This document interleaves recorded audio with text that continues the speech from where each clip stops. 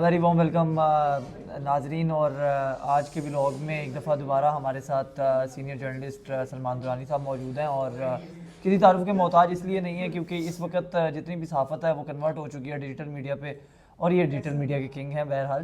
اور سلمان درانی صاحب، سب سے پہلے تو بغیر کسی تعارف کے یا بغیر کسی ڈیٹیل کے میں سوال کرنا چاہوں گا پیکا ایکٹ کے اوپر، کیونکہ تمام صحافیوں کو بلا تفریق کہ وہ کیا نظریہ رکھتے ہیں، کس کی طرف ٹل رکھتے ہیں یا نہیں رکھتے ہیں، میں رکھتا ہوں یا آپ رکھتے ہیں یا کوئی اور رکھتا ہے. یہ ایک ایسا آئی تھنک قانون ہے یا ایکٹ ہے جس کے اوپر تمام صحافی یکجا ہیں کہ یہ ایک جو ہے یہ ایک ایسا قانون ہے. وہ جب 2016 میں آیا تھا تب بھی، جب خان صاحب نے اس کو سخت کیا تب بھی، اور اب بھی یہ صحافیوں کی آواز دبانے کی ایک کوشش ہوتی ہے. اور انفارچونیٹلی جو پیراگراف لکھ دیے جاتے ہیں اس کی آڑ میں سیاسی انتقام جو ہے وہ ہر بار نشانہ ہوتا ہے.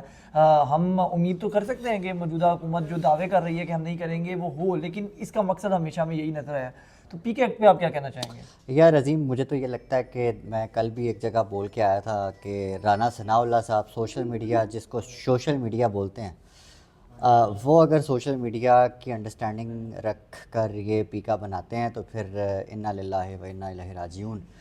تو پیکا پہ میں یہی کہنا چاہوں گا کہ ان کے پرانے بیانات سن کے ان لوگوں کو شرم آنی چاہیے تھی، لیکن سیاستدان جو مخلوق ہیں وہ تو ہیں ہی بڑی بے شرم مخلوق کا نام ہے. کیونکہ ناٹ اونلی ہمارے ولاگ پہ پیکا ناٹ اونلی دس میں بتا رہا ہوں نا، کیونکہ وہاں پہ جو نعرے لگا رہے تھے نا پاکستان تحریک انصاف کے جو ممبران قومی اسمبلی، مجھے ان لوگوں سے بھی سیم یہی شکایت ہے کہ جس وقت آپ لوگ فواد چودھری صاحب وزیر اطلاعات تھے اور سیم پیکا لا رہے تھے، سیم تو نہیں، خیر اب بہت ساری چیزیں اس میں چینج ہوئی ہیں اس ڈاکومنٹ میں، لیکن 19-20 جو ہے وہی ہے.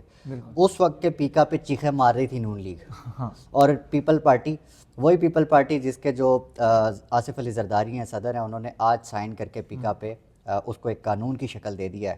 اور اس کے بعد کی صورتحال مجھے لگتا ہے ایک بہت خطرناک، اور اس کی جو امپلیکیشنز ہوں گی پاکستان کے اوپر میں سمجھتا ہوں بہت بری ہوں گی. لیکن ون لائنر کہہ لیں یا میرا ایک جو کانسیپٹ ہے عظیم بٹ صاحب وہ یہ ہے کہ اس کا تعلق صرف صحافی برادری سے نہیں ہے. صحافی برادری تو بیچ میں ایک جو ہے وہ اڑیکا بنی ہوئی ہے، کیونکہ اب کی جو جرنلزم ہے وہ ساری کی ساری ہو ہی ڈیجیٹل میڈیا پہ رہی ہے، ڈیجیٹل جرنلزم ہو رہی ہے، جسے کانٹینٹ کریشن کہیں تو وہ زیادہ بہتر ہوگا.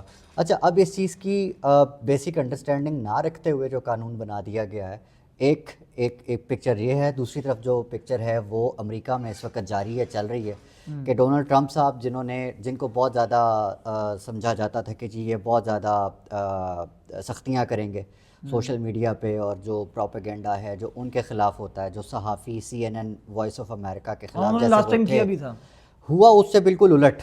عظیم بٹ صاحب، انہوں نے میڈیا کو اتنی آزادیاں دے دی ہیں کہ اب جتنی یوٹیوب کی لاٹ تھی، جتنے لوگ ویلاگس کرتے تھے، اپنے پرائیویٹ پوڈ کاسٹ کرتے تھے، اب صرف وہ جو چند چنیدہ لوگ جرنلسٹ ہوتے تھے، جو کہ ہمارے ہاں بھی ہوتا ہے، میں کہنے لگا تھا چند چنیدہ ہمارے یہاں بھی یہی ہوتا ہے کہ چند چنیدہ جو جرنلسٹ ہیں وہ جا کے بریفنگز لیتے ہیں، ٹھیک ہے. پولیٹیکل پارٹیز بھی یہی کرتی ہیں. ٹرمپ صاحب نے کیا کیا ہے کہ ان تمام پوڈ کاسٹر اور یوٹیوبرز کو اس فہرست میں ڈال دیا ہے، اور ان کو فرسٹ روز میں جو ہے وہ بٹھایا جائے گا تاکہ وہ بیٹھ کے بریفنگز لیں. کیونکہ اچھا، یہ ہے basic understanding of the digital medias importance. آج تو کہتے ہیں جی سارا کچھ بند کر دیں، اور میرے خیال میں یہ سب کچھ ہو ہی اسی لیے رہا ہے کہ ایک بہت زیادہ معروف نیریٹو ہے پاکستان تحریک انصاف کا سوشل میڈیا کے اوپر، جسے کاؤنٹر کیے جانے کی بڑی کوششیں ہو رہی ہیں پچھلے کافی عرصے سے، لیکن ناکام سمجھی جا رہی ہیں.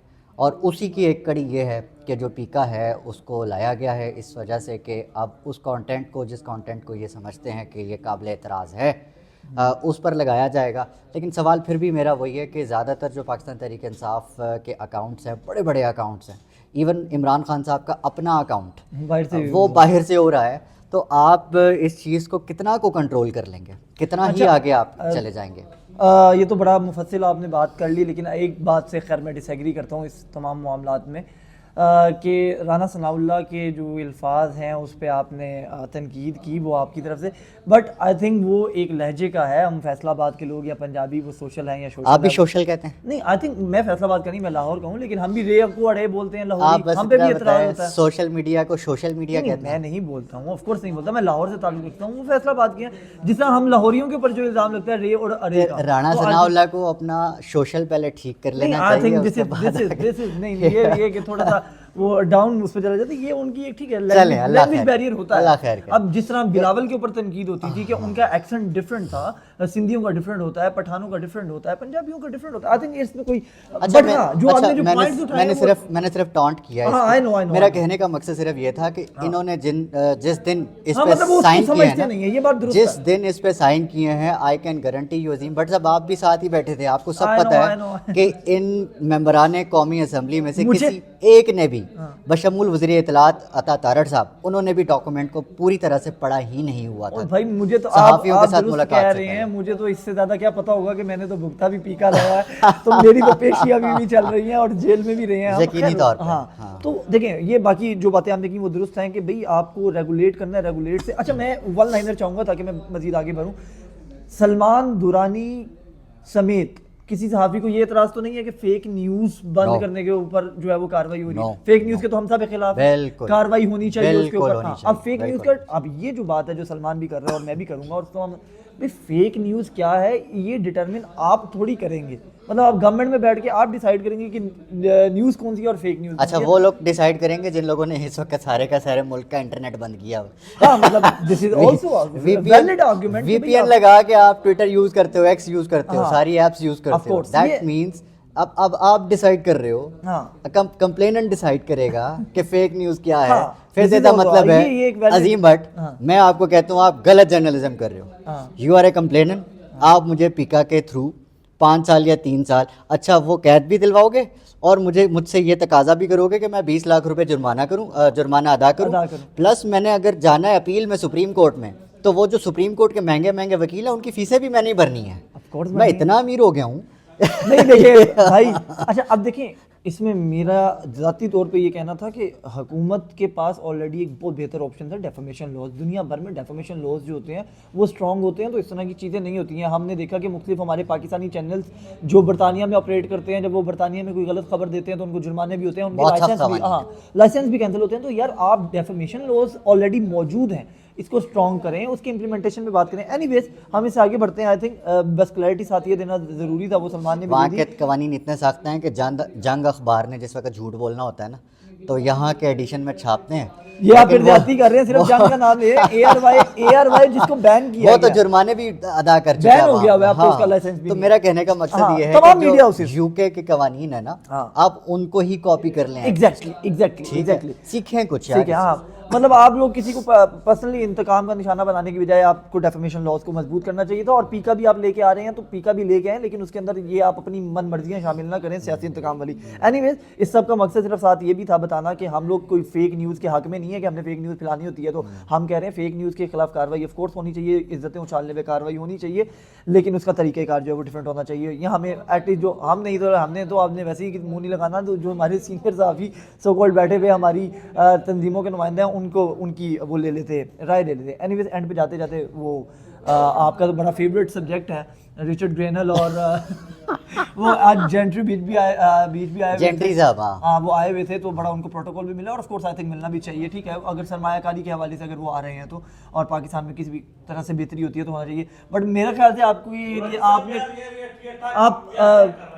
آپ کے پاس کوئی نیوز بھی ہے نہیں میرے پاس کوئی ایسی خبر جینٹری کو لے کے آپ کے پاس کوئی نیوز ہے؟ جینٹری صاحب جو ہیں وہ ان کے حوالے سے اسلام آباد کی جو یو ایس ایمبیسی ہے اس نے ابھی کلیریفائی کیا ہے کہ جینٹری صاحب جو ہیں وہ اپنے وزٹ پہ ایک پرائیویٹ وزٹ پہ ہیں پاکستان میں, تو اس کا اس وقت یو ایس کی انتظامیہ سے کوئی لینا دینا نہیں ہے. یہ خبر نہیں ہے, یہ بڑی نارمل سوشل میڈیا پہ چل رہا ہے. ٹھیک ہے چلیں بہرحال اسی پہ ہم اینڈ کرتے ہیں. بہرحال پیکا کے اوپر تو ہم نے بڑا کلیئر بات کر لی. میں امید کروں گا کہ ہمارے ولاگ پہ سلمان دورانی پہ پیکا نہ لگے, ورنہ ہمیں اس کے حق میں پوسٹر اٹھا کے نکلنا پڑے گا. اینی ویز اگین ہمیں فیک نیوز سے مسئلہ نہیں ہے, کسی صحافی کو مسئلہ نہیں ہے کہ آپ فیک نیوز کے اوپر کارروائی کریں, لیکن اپنا سیاسی انتقام اس کی آڑ میں نہ لے کے جائیں. خدا حافظ.